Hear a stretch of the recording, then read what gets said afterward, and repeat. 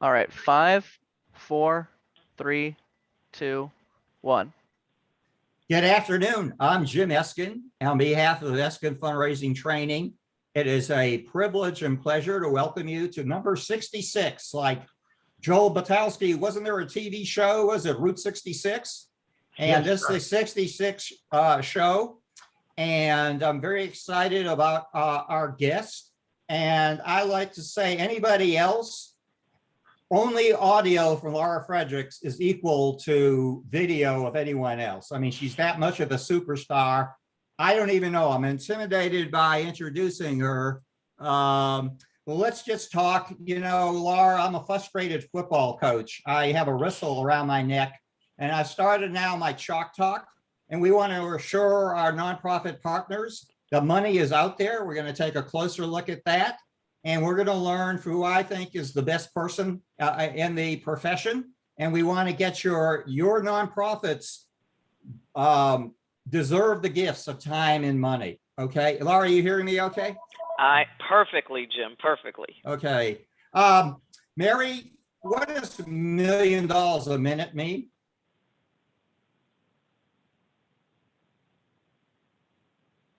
You got to unmute Sorry yourself. about that. Yeah. What does $1 million a minute mean? Gosh, you're stumping me on this one. Well, use this at the next AFB conference. That's how much charity is given every minute, $1 million a minute. So that's like Laura and I will tell you the money is out there.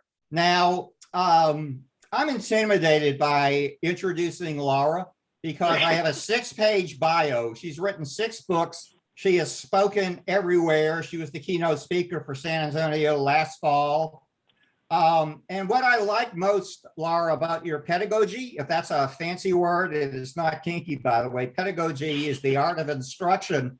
And when I've heard her 5 times in person, let alone virtual, Laura, you don't think how brilliant she is, though she is brilliant. But every time Laura speaks, you think I can do that. And to me, that's a game changer. Laura, you know, when we talk about GOATs, that's a good thing. In football, we call Tom Brady the GOAT. Of course, it hurts for me being a Patriots fan. He's in a different color uniform. For tenors, I think you have to go with Pavarotti. And for artists, I would go with Picasso. But as a fundraising authority, nobody comes close to Laura Fredricks. I loved spending time with her because if there's something she doesn't know, I know for a fact I haven't asked her that yet. I just love the way her mind is constantly processing new information and circumstances. Welcome. What type of weather do we have, Laura, in New York City today? It is sunny and 77 degrees, a perfect pre-fall weather. And I just have to say, Jim, you are one of my all-time favorite, brilliant people who puts out the #1 e-newsletter in the world. And if you're not reading it, you're crazy. I get all my stuff from Jim, and then I fluff it up, and then there we go. And I miss you, my friend. I really do. I miss you, and I'm going to say, with that type of words, I'm going to have an extra glass of Zinfandel to celebrate tonight. Okay, let me tell you, Laura, whether you like it or not, I have taken one of your slides for every one of my presentation, and I love the way about you emphasize that philanthropy is a two-way transaction in which both the donor and recipient can come out ahead. Can you expand on that a little?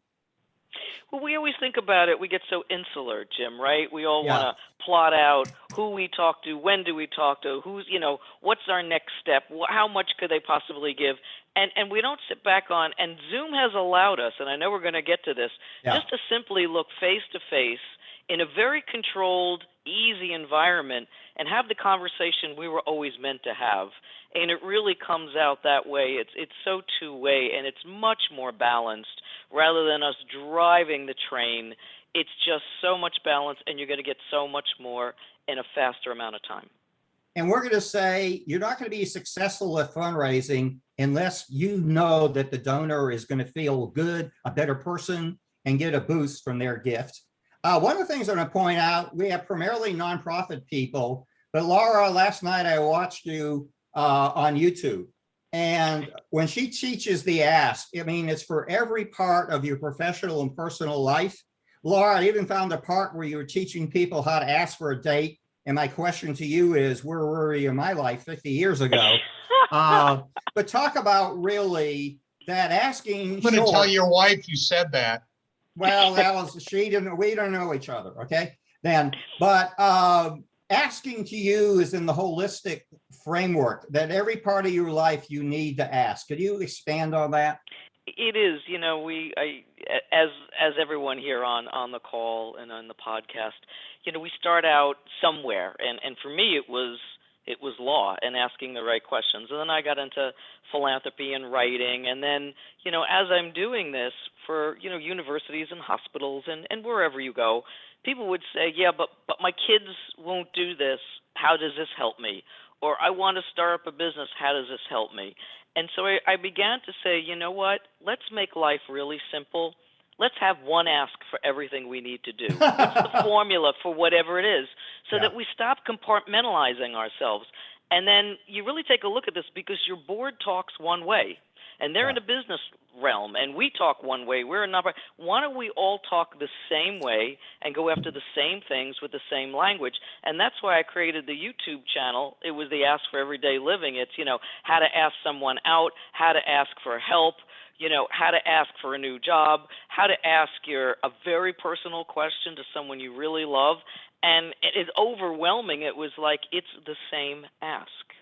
Hey, I got to tell you, you know who could use your help, or like me, going back in time? I don't like to inject politics into my show, but he is the president of the United States. Guess how many times Joe Biden had to propose to Jill before she said yes? I heard that. Was it like 5 or 7 or something? I read God, that. you know it was 5 times. He didn't have Laura Fredricks on his, 5 times. And I think he brought his 2 sons in the last time to close the deal. Wow. And everything we do, hey, we've been so excited about what Mackenzie Scott and her husband, Dan Jewett, have been doing. In fact, we had a show, they've given now $9 billion unrestricted. Right. And in San Antonio alone, we think, because some of the recipients didn't disclose the amount, we know we're way over 100 million. San Antonio came out like bandits. Hopefully we earned that. Probably somewhere between 100 and 150 million. Mm-hmm. What impact do you think their giving is going to have on the sector and the business of fundraising? To me, there's positive and also a word of caution. First of all, I'm hoping this inspires more women to see how powerful their philanthropy can be. Because remember, she came out of the gate. This was her money. This is what she wanted to do. She had some guidance, which was great. She knew the underserved population she wanted to do, and she just did it, and fast. It wasn't, let's wait a year, let's go. No. And it wasn't just universities, and it wasn't just hospitals. It was across the board. So I'm hoping people say, even in the small way, I don't have her billions, but if I took what I had and make some good, sharp decisions, it's possible. So I like that aspect. The word of caution I'm going to go, because I get this with the people that I'm working with, a lot of these groups, is I'm hearing from board members, well, why don't we send something to Mackenzie Scott? And it's like what we heard when Bill Gates came out and Warren Buffett came out and Elon Musk came out and on and on, Jeff Bezos. It's like you want to say, oh, I want a piece of this. And caution. That is never the way to go. And it's our jobs to stop it and correct it. And I have many times saying, look, we are a woman's shelter in Long Island, and this is not something she supports. If we have a connection, we can pursue it, but it will make us look bad, very bad, if we just blindly ask for this money. And it's not like she is, in their mind, shoveling it out somewhere, and we're just not at the dance. So that's my big word of caution, is whenever you have big money and big philanthropists, we always get people who say, why aren't we receiving some of it? Yeah, well, there was 798 nonprofits have received some of that $9 billion. And Laura, I just love the money was given unrestricted. And I Yes. hope that, I know we've seen several foundations, beginning with Ford, begin to loosen up their restrictions. And do you see a trend there? Because it's a lovely trend. I do, and especially with foundations, is this one thing that you wanted to talk about today, Jim? Is Yeah. it is by and large, let's agree, diversity, equity, access, and inclusion. Yes, it's also for other purposes. Yes, but they're also giving general operating if you make your case. And to me, it's like data drives them. And Yeah. so all you have to do is say, look, we've done an enormous job coming out of 2020 into 21. We still have these, general day-to-day needs as we're regearing up. And you'll get it, but you have to ask for it. There's a big hesitancy, still on our part to talk about programs and projects, and they're all great. But the money is there, and there has been a big awakening with major foundations, and I just say it's up to us to make the case for it. It hits me when you invest in the stock market or a corporation. You don't say this money is only going to be spent on marketing or research and development. So the corporate world doesn't operate that way. I don't see the reason for all these strings. Okay, I don't have to emphasize, we've never had such uncertainty in our lives. Yeah. And this is your new mantra. Giving gives control. Against GGC. Can you expand what you mean by that? Yeah, it was, as things were, horribly rolling out last year, all of us just like take a deep breath and step back. Everyone on the planet had anxiety. We didn't know when it was going to end. We were trying to cope the best, trying to focus the most. And at a time, that slice of our feelings, no one would have expected anyone to have given money, time, food, clothing, shelter, advice, a ride, anything, but we did. And I began to watch these patterns, and I said, you know what? Why are we doing this? Why are people doing it? Because it's the one thing you could control. I can't change and end the pandemic. I can, reverse the hurricanes, the tornadoes, the floods, the fires on top of all of this of the pandemic we've had, okay? I can't do that, but what I can do is one thing, and that makes me feel good. And so I say this to show people that it is a way for us to listen and say, there is something you can do, and this is what we need. Do you see a way of helping us now? And watch what steps up. It's so important that you take those steps to do it. And I've seen people of very, very little means step up in big ways. And they're still doing it now. Wow, right. They're still volunteering. They're still driving people. They're still taking care of kids. They're still helping, healthcare workers. They're just stepping up because they felt it. It's what we've been preaching since like the beginning of time, but now they experienced it. And for us, we have to be bold and said, no, this is actually going to help you because you are going to feel better than you ever did before, and you're going to relax a little more. Yeah. You're going to feel like you have certainty because everybody wants certainty. Yeah. And now you have a path and a purpose. Wow. Thank you. Well put. Hey, when you and I would be at conferences in the audience or presenting, we always talked about the importance of meeting in person and being eyeball to eyeball. Yeah. What do you think now? All of a sudden, we had a pivot like the rest of the world, and we discovered that virtual fundraising could work. What are your do's and don'ts if you're going to make a virtual ask? I have a lot of do's, okay? Yeah. First of all, there's a lot of things. It's going to happen much quicker than if you were in person. Think about it. You get in front of a screen, and it's showtime. There's a limited universe in front of you. It's just you and this person or two people, whoever, okay? They are studying your eyes, your body language, your tone, what your background is. And I tell everyone, have a real background. And I set one up for you to hear, Joe, because the virtual one, It's okay if you have to, and I understand there's some kids and problems, whatever, but it kind of shows who you are. Yeah. And that warms it up. So even if I do a lot in my kitchen, and so I just make sure it's tidy and on, but there's a lot of do's to it. But here's my biggest takeaway. You have to be ready at all times for these 3 questions. Okay. What do you need? How can I help? What can I do? Because they come out, but we skip over them. Hey, could you repeat that? Could you Yep. repeat that? What do you need? How can I help? What can I do?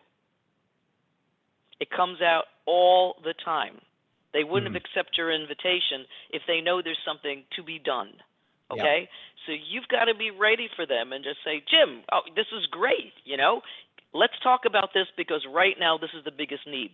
Let me lay it out for you. And there you go. Things are happening sharper, crisper, cleaner, all through virtual platforms. Okay? I happen to be a big fan of it because I do a lot of capital campaigns, and it has reduced the time that we've had to do like a study, get to know the people. It would have taken me 6 months to do what we can do in 3 weeks. Wow. Right? Wow. There are benefits to this. Now, would I prefer sitting across from someone? 100%. Will that time come back? 100%. Not so much now. So you've got to get comfortable, and the do's are, I also have a landline, which I use now. It's very clear. If I'm on virtual, that goes off. My cell phone is turned down. Very few distractions. I close my windows. I mean, you really have to set the atmosphere, but don't think those things. Listen, if you have a dog and it barks or a baby, okay, it's human, it's nice. But if it goes on and on and on during your meeting, people are going to detach from you. Yeah. Hey, one of the things we were talking about last week, you've always said listening was an absolute core skill set for a successful fundraiser. But you're saying now in this virtual world, listening has never been so essential. Could you expand on that? I think it gives us the opportunity right now. First of all, everyone we thought in a different sensibility, we have to reaffirm. Think about how many people you're dealing with that gave to places you didn't think they would ever give to. Okay? And they stepped up and maybe they pivoted and started doing like animal shelters or more with hospices or more with food banks. It's a time to reassess and really listen, like what motivated you to do that, and out come the stories. Well, I had a brother-in-law who was not in good shape, and, I really thought that drug and alcoholism problem really needs to be addressed right now, or whatever it is. It gives you the chance to listen. Really, really listen, because I think we took all that stuff for granted before. I know I did. You know the person, you've known them X amount of years, they show up for things, they've been supporting you, and we kind of took that for granted. But this now gives an opportunity to go back and say, wow, did you give to other places? I mean, we've heard so many people really, did a lot over the past year and continue to do so. So what motivates a person to do this? What goes through your mind? And that's all you have to do is sit back and listen. Laura, I have lots of more questions for you, but I'd like to take a second. Michael Argent is our producer. Can you explain how the audience can either type questions or comments in the chat space, but better yet, we'd rather have them come on screen? Sure. So there's actually a couple options. The first thing that you can do if you have a question is just type it into the chat. But what we'd really prefer is that you actually turn on your mic and your camera if you have one, and then actually ask the question that way. So those are your 2 options. Okay, thank you, Michael. And by the way, can I ask everyone now, we'd rather have you do it on camera, but this is a practicality. Type in the chat space your name, your nonprofit, and particularly the location of your nonprofit. Could you go ahead and type that in? And I'm going to ask Michael maybe share some of the more interesting cities. By the way, to all our Jewish friends, we want to wish you a sweet and healthy and prosperous new year. Indeed. So are we getting anybody to type in? Laura, still trying to build up. I know you get an international following. I've had someone from Canada, I've had someone from Mexico, and I'm working on someone from Israel. My friend there, Joel Butowski, you're going to help recruit our friend from Jerusalem, right? Absolutely. Absolutely. Joe's right there. He said it's midnight. I said, we're worth staying up to midnight for. Okay, Laura, I'm going to go through a little, by the way, too, I would like everyone to type in, this is our mantra. Laura's is giving is control. Eskin fundraising training is nonprofit strong. So with everyone type in the words nonprofit strong. Mary Yearwood, if you could unmute yourself, what are we?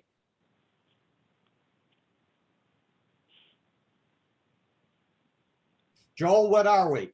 Nonprofit strong. Okay, Mary, can you unmute yourself? What are we? Nonprofit strong. Yeah. Okay. Laura, I'll put you on the spot. I actually have two questions. What are we, Laura? We are non-profit strong.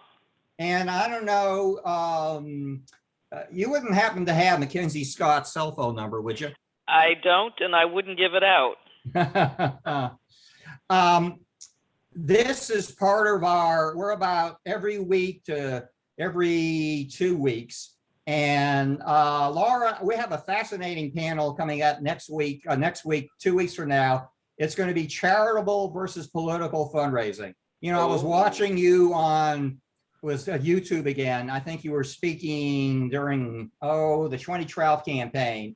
And we're going to be discussing, I have 2 members of Congress and have 2 very high charge nonprofit fundraisers. I don't know if I've never seen a program on that. So this is part of Jim's dessert. I wanted to get some experts and we're going to compare and contrast charitable and political fundraising. That's great. Okay, and we have in our audience CEOs, executive directors, directors of development. We have board chairs, board members, volunteers, donors, and we like to call them our learning community. And by the way, we were going, Joel, guess how many nonprofits there are in the United States? Couple thousand. In the United States. Mary Yearwood, you want to take a crack at that one? Couple million. Okay, you're better than Joel, 1.5 million. And Laura, I think there's a little controversy if you count churches and all. It might be even bigger than that. But Probably at least, 1.7. Probably Yeah. 1.7. you're right. And here's the big, most of them, as you see in this slide, 88% are under budgets of $500,000 a year. And so we have a lot, and you do great work. And I'm showing a slide now that asking is extremely important, but there's also 3 other phases, and that's prospect identification, there's cultivation, and there's stewardship. Laura, I didn't give you this question ahead of time, but do you see ways that nonprofits via virtual communication can handle the discovery and cultivation and stewardship phases? Doing it virtually, those Yeah, activities. Yes, because we are doing it. I mean, we're here in the Great Northeast in the New York area, and I can tell you that all the things that we plan, like some kind of events or on, you know, the backup is we have to do it virtually. We have to do more town halls. And if you do it right and select, your number 2 cultivation will go very, very well. Discovery is a little bit more difficult, or it could be easy if you think about it, if you have research or you do iWave or whatever. But that always happens really kind of in the background anyway. So I think Right. number 1 is neutral. Number 2, it's dicey. You always want that face-to-face, but you have to pivot and be creative. Number 3, we already talked about doing virtual asks. They happen very quickly. People decide on the spot. I find number 4 the hardest, and it can be the easiest with one question. That's stewardship, and that is, you know, how do we stay in communication with you? And check in with that question like every other month. Because I've had some people saying, just call me, I will never look at a computer screen again.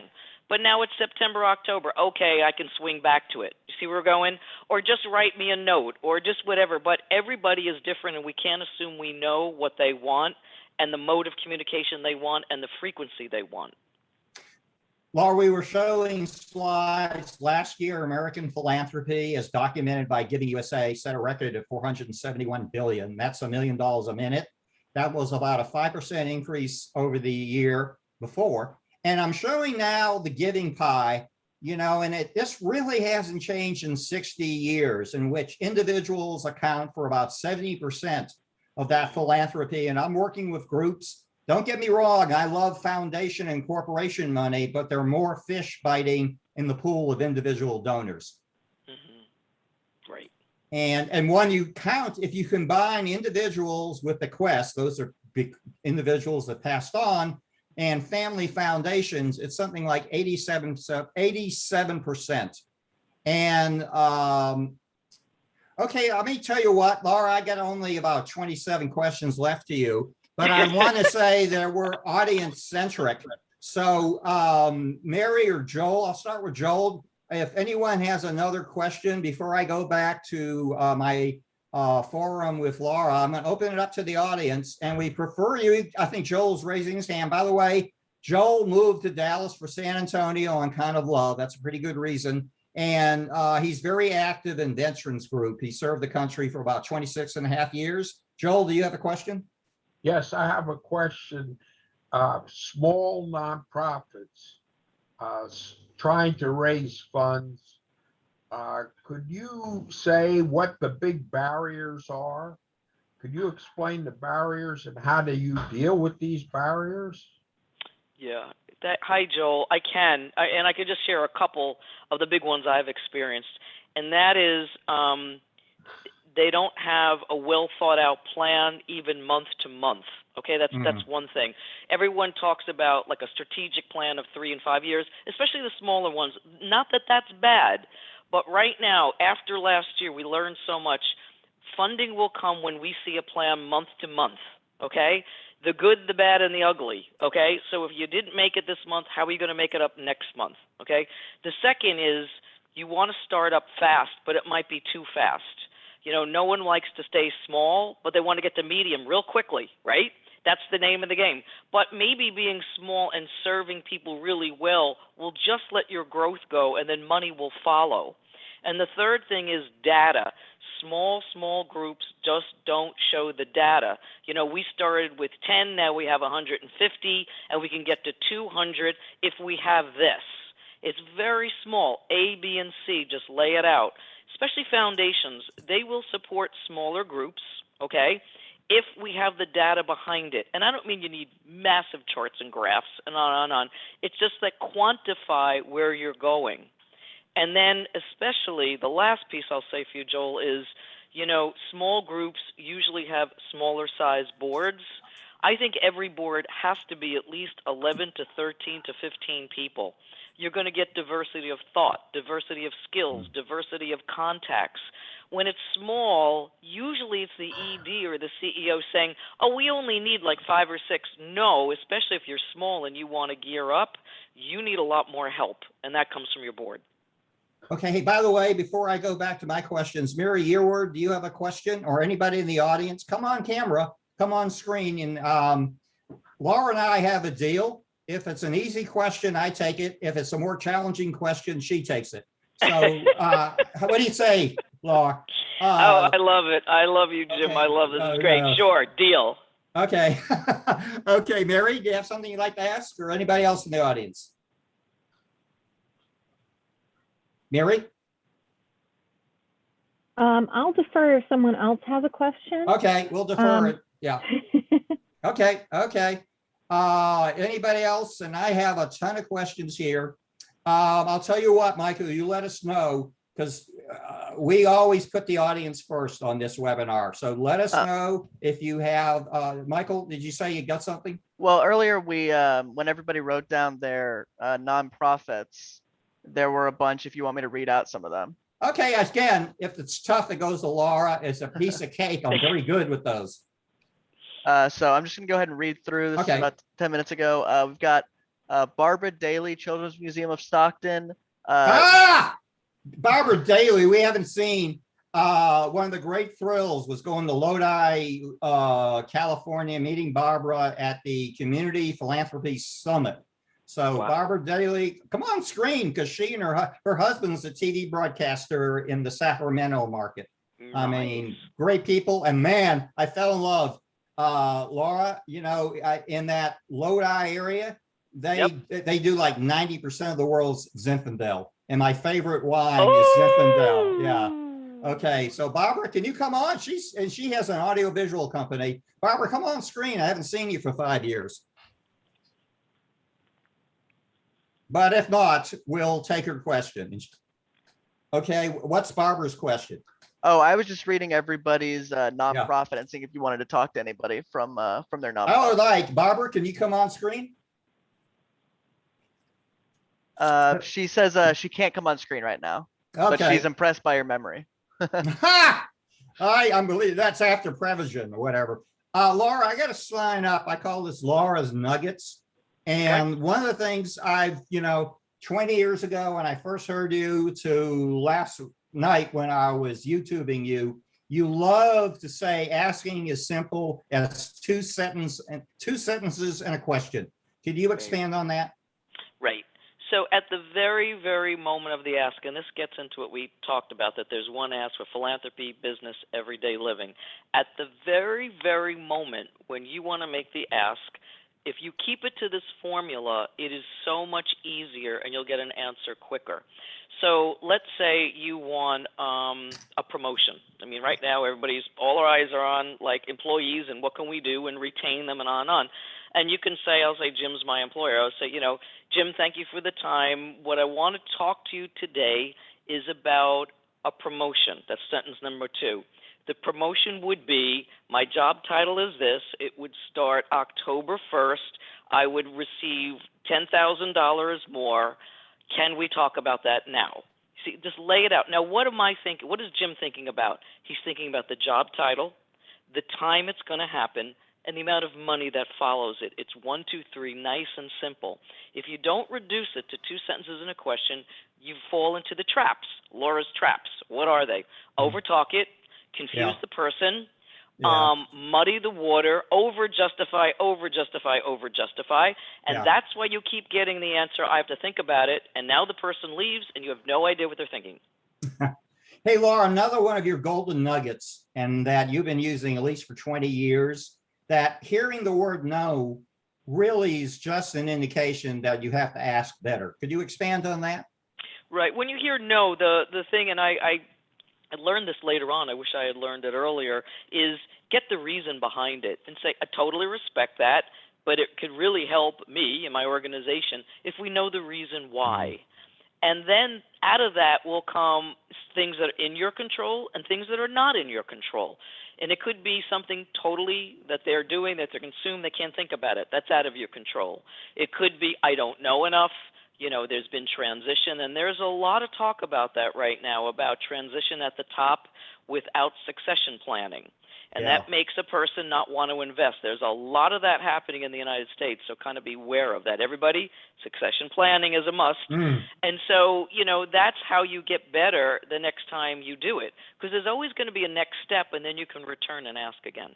Yeah, I love it. Hey, now we have a variety of ways to interact with the donor. There's face-to-face, there's with a mask or maybe outdoors, there's Zoom, there's audio. How do you think a nonprofit should land on which approach it should take for their meeting with the donor? Ask. How would you like this meeting to go? Really? Now, everyone would want it to be face-to-face. Maybe they're not comfortable. Backup, virtual. Maybe they're tired of it. Backup would be phone. Trust me, don't drive this one. This is a car you don't want to drive, okay? Let the person be comfortable, okay? Otherwise, you may not get that opportunity at all. And that's why I said earlier, constantly check in. Can we have a call? Would that be better? Can we do a short Zoom? And do Zoom, because you know what? Zoom will always time you out at an hour. Right. And very few people want to update in an hour. And so be careful and say, it's going to come out as an hour.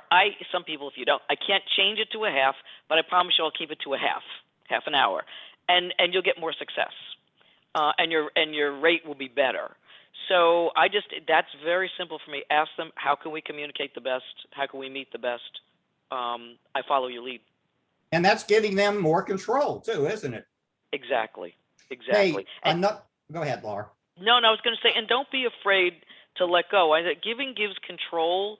Yes, and I mean this, but it's the person giving it that has the control. It's Yeah. not you controlling the person to control themselves. Yeah. Hey, Laura, another Fredricks-ism that I like is that the ideal formula for a donor meeting is that the donor talks 75% of the time and the fundraiser talks 25% of the time. Talk a little more how you navigate your way through that. How many times have you been, either personally or professionally, in a conversation, even out with friends, a barbecue or on, and a person just talks so much, Yeah. and then a little voice in your head goes, this is really annoying, or my gosh, this person is so insecure, or like, we've heard the story again. And I sit there and go, you know what? Maybe we're doing that too much because we have this compelling need to always be selling as much about our organization as we can. And we have this in our head that the more we talk, the more we convince. The more we convince, the more they nod. The more they nod, the more they're going to say yes to whatever I end with. But the bottom line is they've checked out. And so when I would say people listen more, that's one step. But people like things concrete. I've learned they like things concrete. Myself too. My structure is my greatest friend. So give them a formula. Balance this out. Ask good questions. That's 25% of your time. Listen to the response. That'll be 75. Hey, Laura, and here's one. Say the good fundraiser knows I'm probably going to only get 25% of the airspace. But however, how's it possible? I think it's so important for the solicitor to control the agenda so they can get the ask in. And more importantly, I always like asking pretty early in the meeting to leave plenty of time to respond to questions and comments. But how, if you only had 25% of the airspace, can you control the agenda? You frame the meeting. When you, let's say we're on Zoom and you have a half hour, just say, oh, Jim, so good to see you. You know what? We're going to catch up on a couple things, which I'd love to do. And then I have something really important to share with you. And then I'm happy to answer all your questions. 1, 2, 3. Now you frame this, okay? So now we could just talk about, well, how was your summer? Did you get away? Are your kids, are they back in school? And say, and now, as I said, there's something important I want to share. And so you're not letting the whole thing be a runaway train, but you can do that early on when you frame the conversation.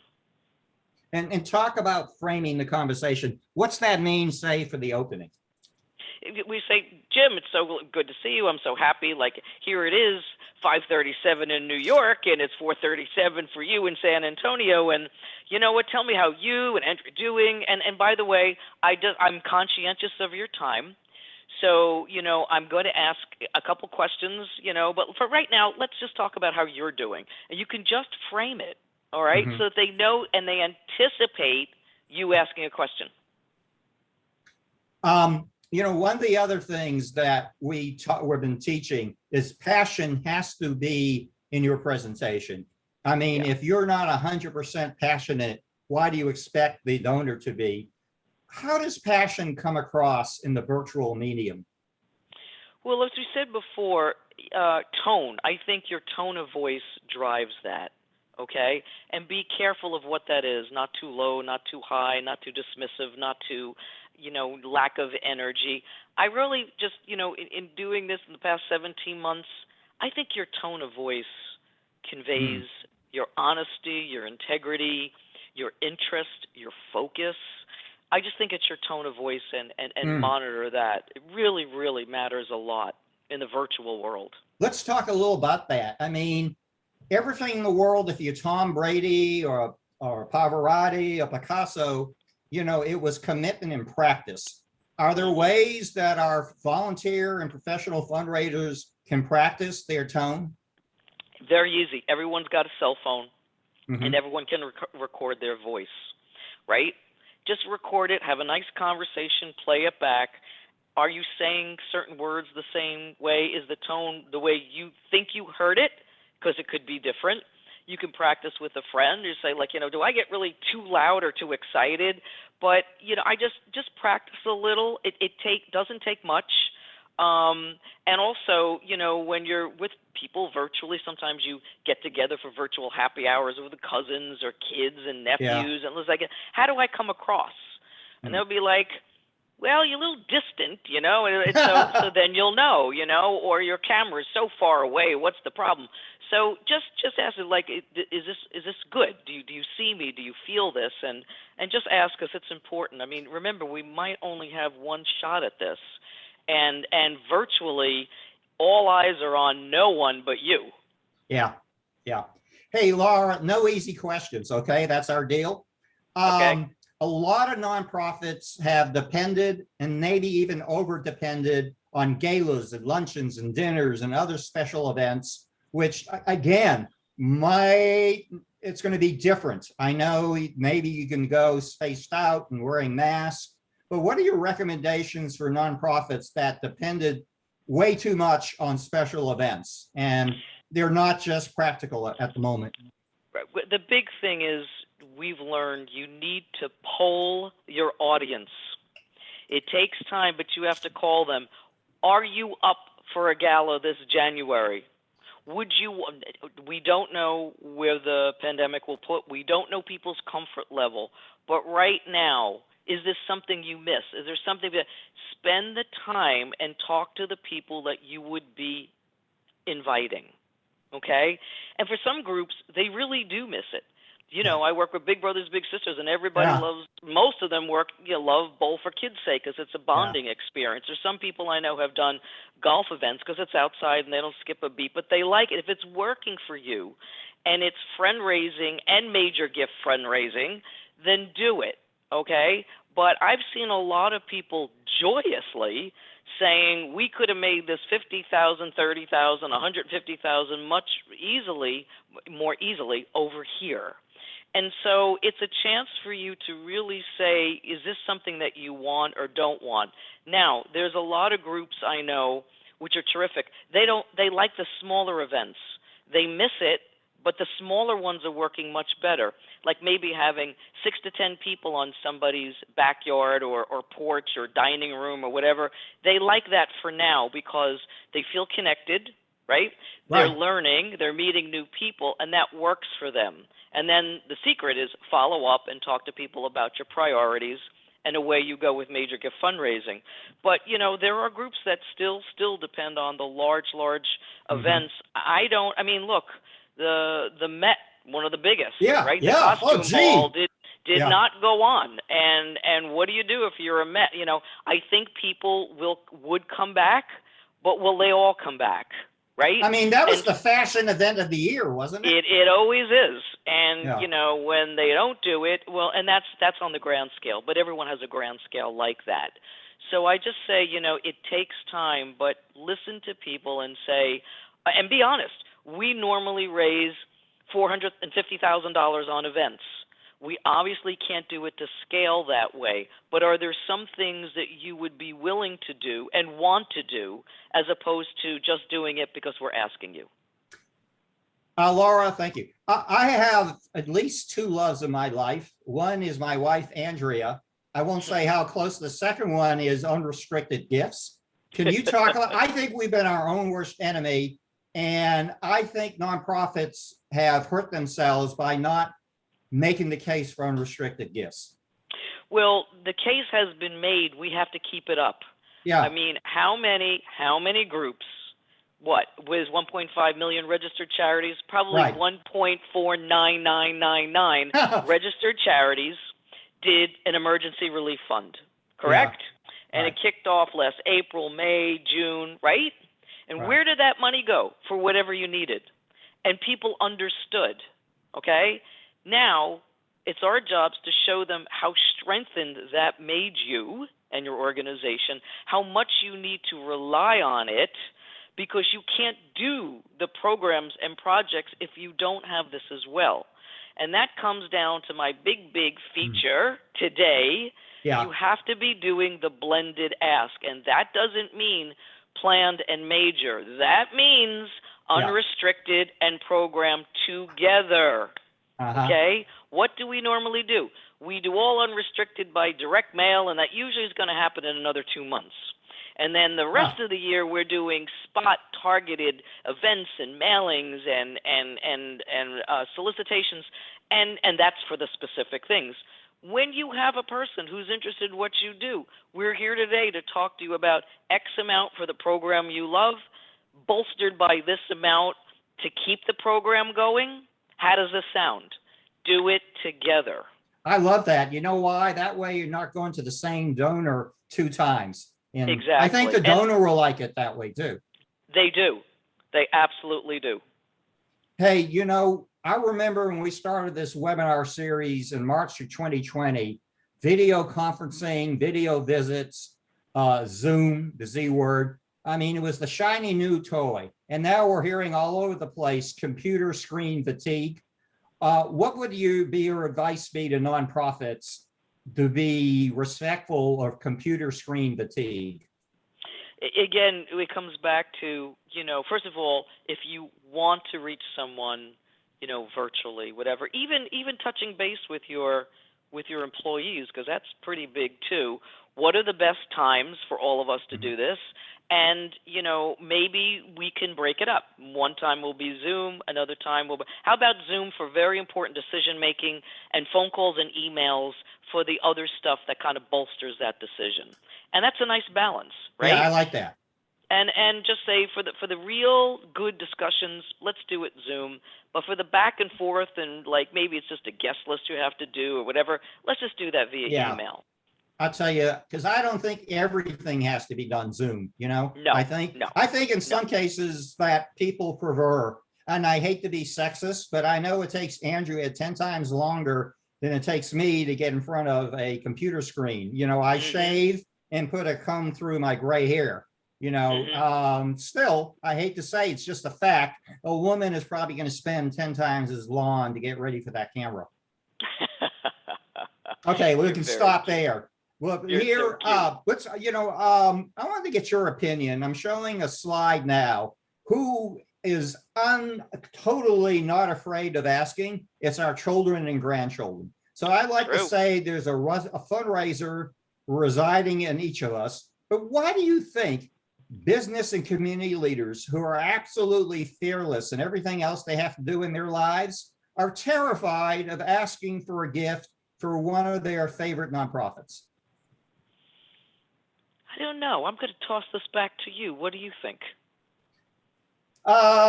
First of all, I think part of the problem is it's on us as the practitioner.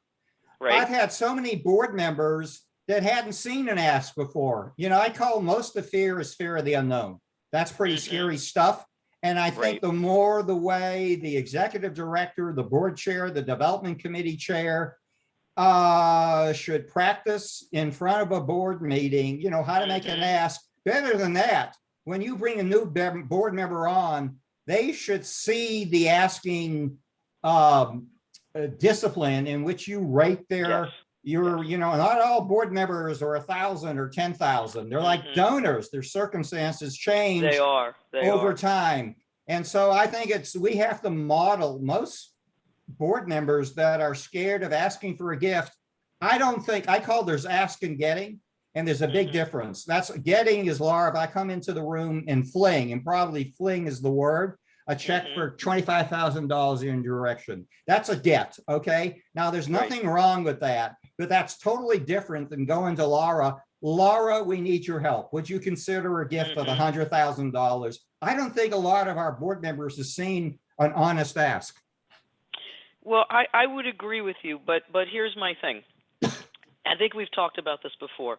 When you look at a board, they're always in thirds, Jim, right? We have a third. That's a smaller group that kind of wants to help you. Okay, what do I need to do? I know so-and-so, I'll show up, okay? There's a third, probably pretty big. I'll do it. Teach me. Show me. What do I do? Okay, the learners, all right? And then there's another third that would do anything in the universe than talk about asking for money. Yeah. Now, if we go to the board as a whole and say, we need some help here. We need some people to go on visits with our CEO, and on everybody checks out. The people who want to help you get lowered by the people who don't want anything to do with this. Yeah. So it's our jobs, and I've seen this work very, very well. Now, again, It takes time, but we have to, and you said this, Yeah. board members are donors. You Mhm. wouldn't go to your group of $50,000 supporters and talk to them en masse. You wouldn't. No. We have to go to each board member and say, Kristen, you know what? I want to spend a little bit of time with you because you have brought this person to this performance, and I think this is really good. Let's brainstorm together how we could get them more involved.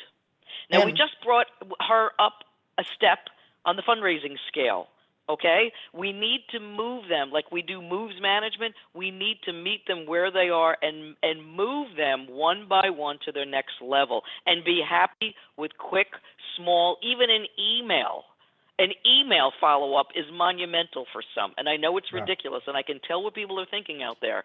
But I'm going to say if you have 2 or 3 people who are willing to visit with you, meet with you, and ask with you, you are blessed. Mm. Take the best, leave the rest. Right. We have the slide up now. Joel, did you have a question? I'd just like to say that there's an old saying that fear is the mother of religion. Oh, this is getting good. I love it. Okay. So- Yeah, go ahead, Joel. Well, fear is such a powerful Oh, emotion, man. whether And it's how about fear? fundraising, you And, know, how about fear of the unknown? That to me Fear of is the the big unknown. daddy fear. and Yeah. you know, you approach people knowing that fear is stronger in some people than others. Some people Mhm. fear everything, and Yep. some people fear to the other extreme nothing. But there's the middle of the road fear, you know, Right, the guy or right. woman who's in the middle of the road, and trying to deal with them in this area is a huge challenge. Yeah. Yeah, yeah. Joel, one thing that helps, and I love this because whenever we have a stumbling block, right? Like just as you described, we have to come up with a solution. I mean, that's just what we do, okay?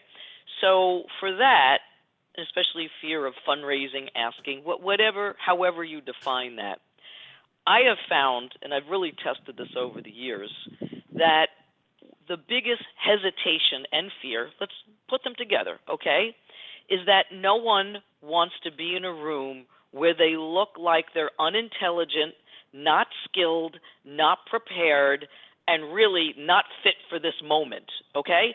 That's the biggest fear.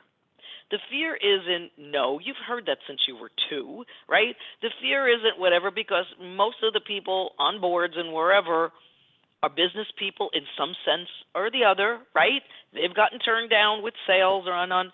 So when you tell people, our job is to prepare you so that you will be that person who we can anticipate some of the things, we can walk you through. And if you don't know something, that is the greatest response because it gives us an opportunity to get back to them. And once you dissipate that I fear love by it. telling them it's not fear, no one wants to look like they're not prepared. These are important people, prevalent people. You could have just been a fabulous volunteer in the community all your life, but that person is not going to step up and ask for money because that's not their expertise. That's not where they excel. That's not where people say, you are so successful. Yeah. They do not want to feel unsuccessful. So our job is to say, we're going to make you this way by preparing you with this person is going to come up with these responses. Here's what we can say together. And if we don't know, it's fantastic. And it I takes love that. time. Really, we've got a next move. It's Yeah. not an ended conversation. We have a next step. And also, you know, something that the donor is very interested in. Exactly. Hey, Laura, what's your thoughts on nonprofits, maybe even particularly small nonprofits, teaming up, collaborating, and making joint requests? That's a tough one for me because I always found that the staff or the program people want it, but the minute it goes to the board, there will always be board members that will say, no, I really think that we should do this alone. After all, our program is stronger. Yeah. So you're going to get pushback, right? And kudos to them because they're really being cheerleaders for the organization. But I think if you go, and I've seen this, you know, even with Big Brothers Big Sisters has teamed up with Boys and Girls Club, unheard of, right? Yeah. To do something together. why not? I mean, if someone has a facility and you have the program and the staff and you put it together, it's a win-win for the community. I haven't seen as many as I'd like to, but I think it would be great if that lands. But a caution here, that usually takes a long time to convince both sides this is equally good for both sides. Yeah. Thank you. We talked about at the beginning of the webinar that 88% of those 1.5 nonprofits have annual budgets under $500,000. Yeah. But I think one of the advantages, and we have a lot in the audience, you can be nimble, and that's so important in fundraising. Hopefully the board and staff can make quicker decisions, and just like a little business person can move a lot more quickly than the super giants, a small nonprofit can move quickly. Yes, they can. But my caution again is don't move so quick that it looks like you're running ahead of the storm to get forward motion so people look at you. Smaller profits that are successful rock. I mean, they're in the news every day. You see them. This very small place started out with 2 people who put their heads together and did this for a community need, right? It doesn't mean you have to be on the scale of like a Mount Sinai health system. You're doing great things. I'm serious. You're doing fabulous things. Just don't scale up too quickly, because that's going to be the demise of a smaller nonprofit. Right. Thank you. And by the way, we're showing the slide of friendships over relationships. You always hear the word building relationships, but to me, really, it's a friendship. I once watched this late night movie, and you know how a relationship was defined? A relationship is something you have until something better comes along. You want the donors to be a ongoing part, an ongoing building. It's a friendship. To me, Laura, really, you know what a friendship is?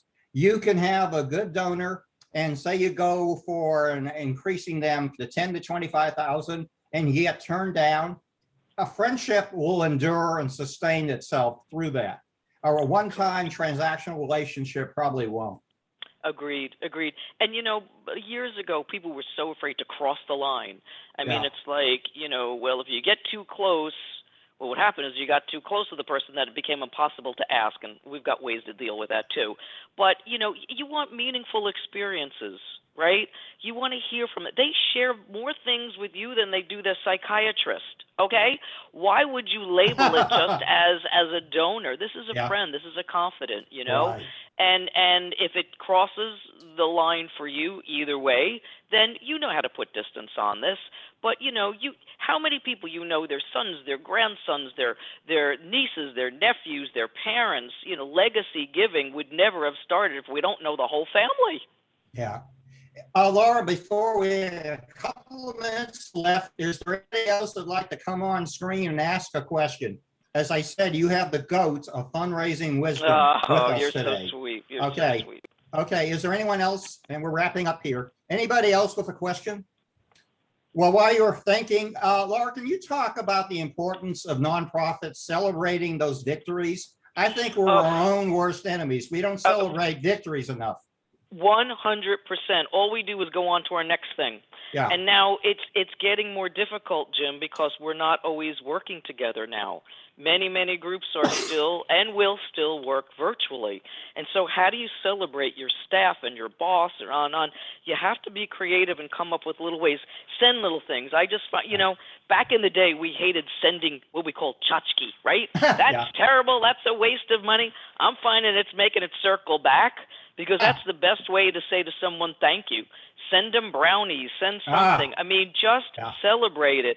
I was, working with the group, and it was an arts group, and we got their largest individual gift. And at the next day, the next meeting, we're all strategizing. I said, whoa, wait. We are going to talk about nothing but we did this right, and the woman feels great. And I'm like, no, we're not going on to the next set of people. We are going to stay right here. And it was like pulling people like out of a riptide. I was like, stop. We have to be happy, So yes, I agree, and really celebrate the smallest to the largest, and because we simply don't, and that's not good for our mental health. And basically, that's some of the great way to motivate a board member is to celebrate their, even if it's in discovering or cultivating, but they're part of the process that makes the gift happen. We're not going to leave you without Jim's and Laura's money back guarantees. Laura, my guarantee is your chances of getting the gift go way up when you ask. Laura's guarantee is you don't get what you don't ask for. Correct. I want to say it's been such a pleasure to have Laura Fredricks. Laura, I know how many Jim Eskins and how many development professionals and volunteers and boards you have been inspired. So thank you for the leadership that you have provided the nonprofit sector. You are a jewel in our galaxy. Wait a minute, or you're a shining star. I was mixing metaphors there. But again, thank you for the way that you have taught and given confidence and mentored and inspired so many of us in the fundraising profession. Thank you so much for being my guest. And guess what happens? When you do a good job, you're asked to do it again. So I want to it would be my pleasure. It would be my absolute pleasure. I want to thank the expert on the Ask, Laura Fredricks. And I want to thank our audience of nonprofit CEOs and executive directors and board chairs and board members and volunteers and donors.